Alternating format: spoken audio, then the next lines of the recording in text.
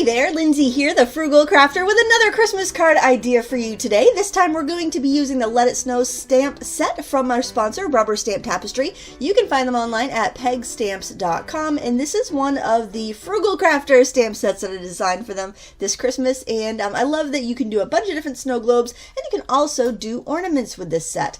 And I had a viewer ask me how to use the ornament portion of the stamp set because they purchased it and they wanted to know how to use it, so I thought I would do that today. I'm going to be using VersaFine Clear ink. You can also find that at pegstamps.com because you can watercolor with it as is, or you can emboss with it. So they're really nice, versatile pigment inks if you've been looking for some to add to your collection.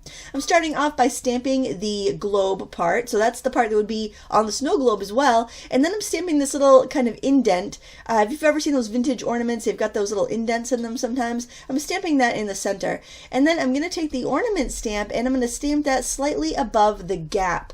Okay, now you might want to stamp that a couple times. If you want to make an ornament that you can take off the card and hang, you might want to stamp that again and hide your ribbon between those two pieces, but I don't actually end up using the extra piece in my card, but I wanted to have it just in case I did. Now I am adding some gold embossing powder and heating this up. When you do gold over red, it looks really, really rich and nice. So there's a little tip for you if you've ever felt like sometimes you've embossed in gold and you just didn't get the richness that you wanted. Like I mentioned before, to have this globe stamp work both for the snow globes and the ornaments, I had to have a large opening at the end, but this actually works out to an advantage because you can add some decorations here between the ornament hanger and the globe itself. So I'm using this large evergreen sprig and I'm stamping it 3 times with a medium green ink, and then I'm using a deeper green ink with a smaller sprig to fill in a little bit. Leave a few gaps though because you want to sneak in some little red berries, and I just feel like this makes the simple glass ball ornament look really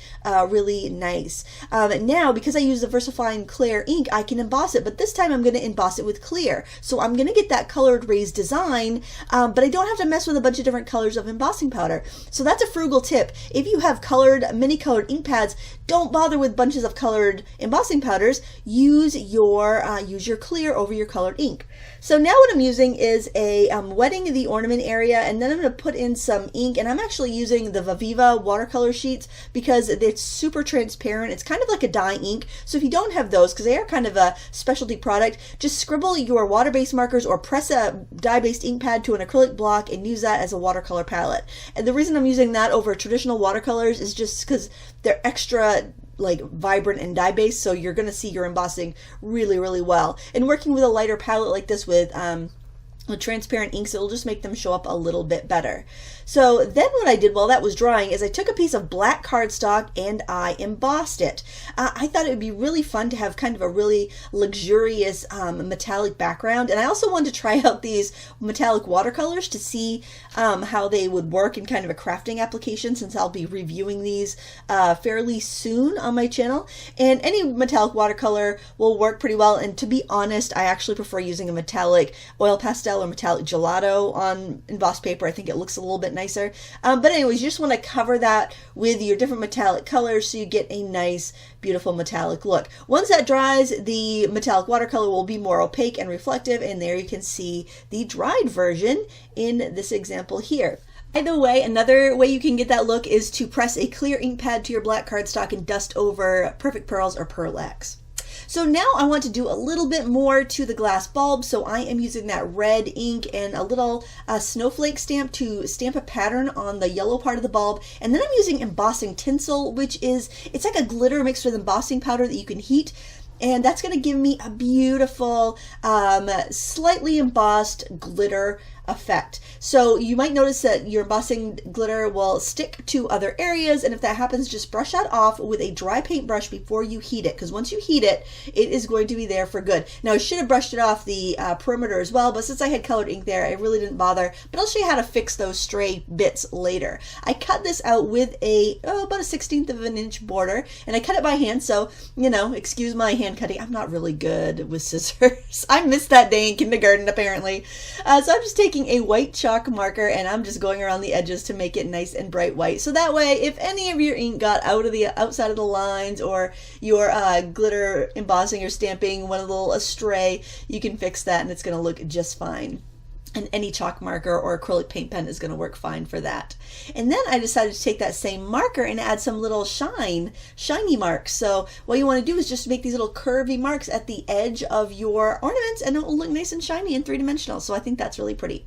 So whenever you are using embossed cardstock, go a little heavier with your adhesive, because all those bumps gives you a reduced area of where it's going to stick. And also if you use a wet media on your paper, it's going to warp it a little bit. So I mounted that on a scrap of red cardstock, and I just trimmed it so it would be even on all sides. So now I'm doing a little bit of hand cutting here, and if you have a die that makes like an evergreen sprig, or you have some of those little evergreen twist ties from the dollar store, those would be gorgeous in this, but I don't have those. So what I did was just took a couple shades of green and cut out just a little kind of a little corner embellishment that I could fringe with my scissors, and then add to my card as a branch to hang my ornament from. Now I do want to let you know that you could make these ornaments removable.